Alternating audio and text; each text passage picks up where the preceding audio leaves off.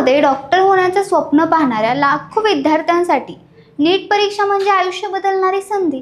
पण कल्पना करा, तुम्ही 2-2 वर्ष दिवस रात्र अभ्यास करता, मोबाईल बाजूला ठेवता, मित्रमैत्रिणींपासून दूर राहता, आई वडिलांचे कष्ट पाहता आणि परीक्षा देण्याच्या काही तास आधीच कोणीतरी लाखो रुपये घेऊन तोच पेपर विकत असेल तर मग मेहनतीचं मूल्य काय उरतं? सिस्टीमवर विश्वास कसा ठेवायचा? आणि सर्वात मोठा प्रश्न, भारतातील सर्वात मोठी मेडिकल परीक्षा खरंच सुरक्षित आहे का? कारण आता समोर आलेल्या नीट पेपर लीक घोटाळ्याने संपूर्ण देश हादरला आहे. बिहारपासून राजस्थानपर्यंत, कोचिंग माफियांपासून राजकीय आरोपांपर्यंत, पोलीस तपासापासून सुप्रीम कोर्टापर्यंत या प्रकरणाने असा स्फोट केला की लाखो विद्यार्थ्यांचं भविष्य अंधारात गेलं. आजच्या या व्हिडिओमध्ये आपण जाणून घेणार आहोत नीट पेपर लीक प्रकरणाची सुरुवात नेमकी कशी झाली, कोण आहे या मागचे मास्टरमाइंड, लाखो रुपयात पेपर कसा विकला गेला, सरकार, NTA आणि CBIने काय कारवाई केली आणि भविष्यात भारतातील परीक्षा प्रणालीवर याचा काय परिणाम होणार आहे. हा व्हिडिओ शेवटपर्यंत पहा, कारण प्रत्येक विद्यार्थ्याने आणि प्रत्येक पालकाने हे सत्य जाणून घेणं खूप गरजेचं आहे. नमस्कार, मी किशोरी खांडेकर आणि तुम्ही पाहत आहात अनफिल्टर्ड महाराष्ट्र. भारतामध्ये दरवर्षी लाखो विद्यार्थी डॉक्टर होण्याचं स्वप्न पाहतात. नीट म्हणजेच national eligibility cum entrance test ही परीक्षा पास केल्याशिवाय भारतात MBBS किंवा इतर मेडिकल कोर्सेसमध्ये प्रवेश मिळत नाही. एका सीटसाठी हजारो विद्यार्थी स्पर्धा करतात. अनेक विद्यार्थी गावातून शहरात येतात, काहींचे पालक शेती विकतात, काही कर्ज घेतात आणि विद्यार्थी दिवसाला 15 ते 16 तास अभ्यास करतात, कारण त्यांच्यासाठी ही परीक्षा म्हणजे आयुष्य बदलण्याची शेवटची संधी असते. पण 2024मध्ये जे घडलं त्याने या संपूर्ण व्यवस्थेवर प्रश्नचिन्ह उभं केलं. 5 मे 2024 देशभरात नीट परीक्षा सुरू होती. लाखो विद्यार्थी परीक्षा केंद्रावर पोहोचले होते. काही विद्यार्थ्यांच्या डोळ्यात आत्मविश्वास होता, काहींच्या चेहऱ्यावर भीती होती, तर काही जण शेवटच्या क्षणापर्यंत नोट्स वाचत होते. परीक्षा झाली, विद्यार्थी बाहेर आले आणि सुरुवातीला सर्व काही सामान्य वाटत होतं. पण काही तासातच सोशल मीडियावर एक धक्कादायक दावा व्हायरल होऊ लागला. नीट पेपर आधीच लीक झाला होता. सुरुवातीला अनेकांना वाटलं की अफवा असेल, पण नंतर बिहारमध्ये पोलिसांनी काही संशयितांना पकडलं आणि इथून सुरू झाला भारतातील सर्वात मोठ्या परीक्षा घोटाळ्यांपैकी एक भयंकर तपास. बिहारच्या पटना शहरात पोलिसांना माहिती मिळाली की काही विद्यार्थ्यांकडे परीक्षा आधीच प्रश्नपत्रिका पोहोचली होती. तपास सुरू झाला आणि पोलिसांनी काही लोकांना अटक केली. चौकशीत जे समोर आलं ते ऐकून संपूर्ण देश हादरला. आरोप असा होता की काही विद्यार्थ्यांकडून 30 ते 50 लाख रुपये घेतले गेले होते आणि त्या बदल्यात त्यांना परीक्षा आधीच प्रश्नपत्रिका आणि उत्तरे दिली गेली होती.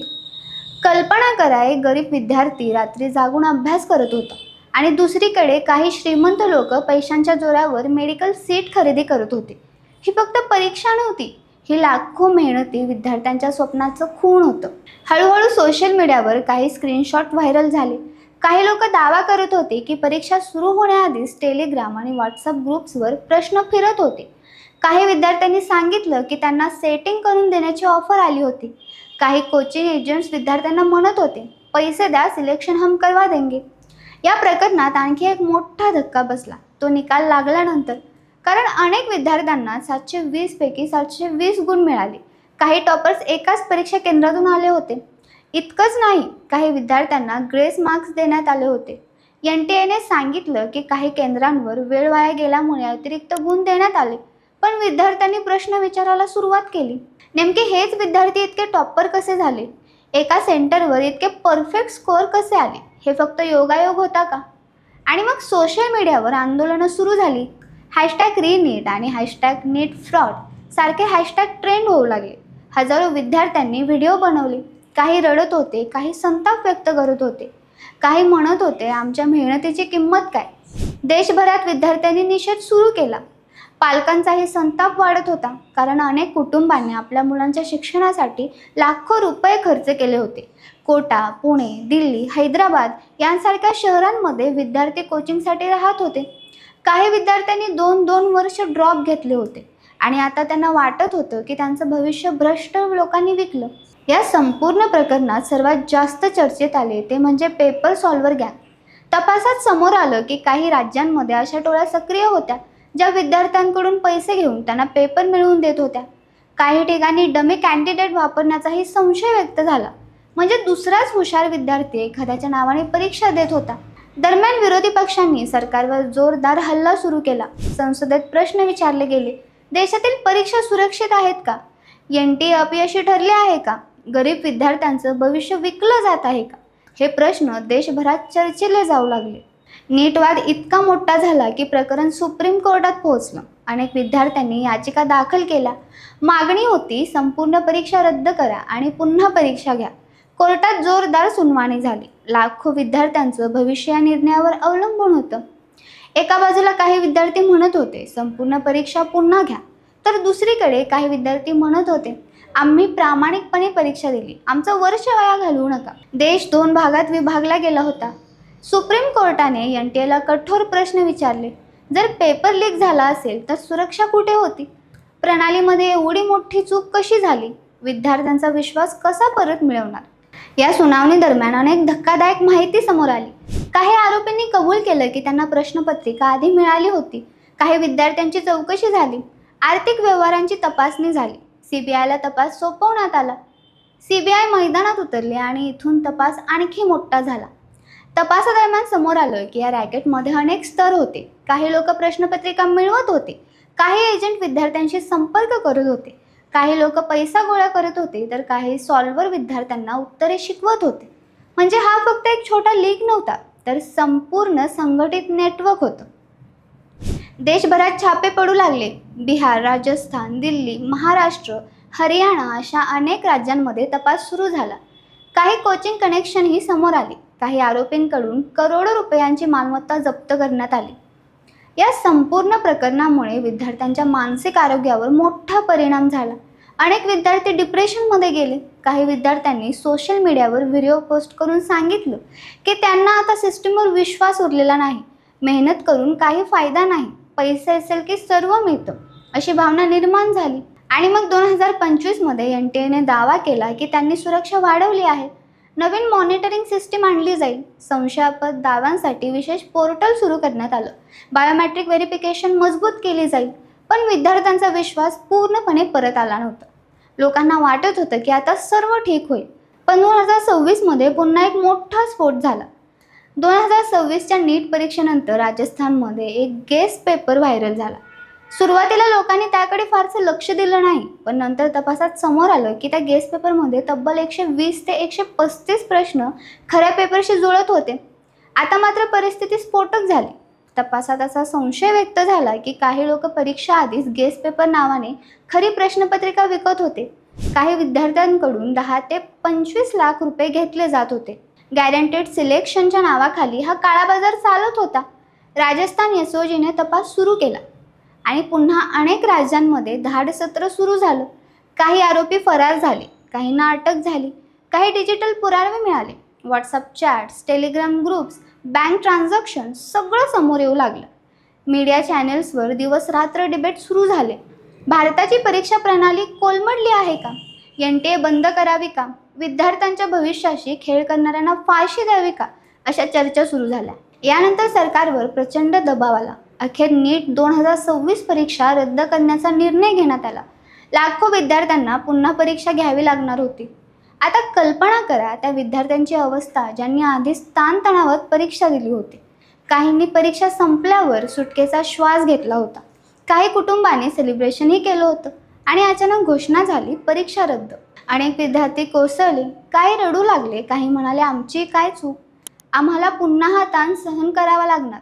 पण दुसरीकडे काही विद्यार्थी म्हणत होते कमीत कमी आता न्याय मिळेल. हा फक्त पेपर लीक नव्हता, हा भारतातील स्पर्धा परीक्षांच्या विश्वासार्हतेवर झालेला सर्वात मोठा हल्ला होता. या प्रकरणानंतर NTAवर प्रचंड टीका झाली. कारण यापूर्वीही CUET, UGC, नीट यांसारख्या परीक्षांमध्ये गोंधळ झाला होता. सर्वसामान्य लोक विचारू लागले इतक्या मोठ्या परीक्षा घेणारी संस्था खरंच सक्षम आहे का? तज्ज्ञांनी सांगितलं की भारतात परीक्षा माफिया ही एक मोठी इंडस्ट्री बनली आहे. काही टोळे विद्यार्थ्यांच्या भीतीचा फायदा घेतात. सिलेक्शन पक्का असं सांगून लाखो रुपये घेतात.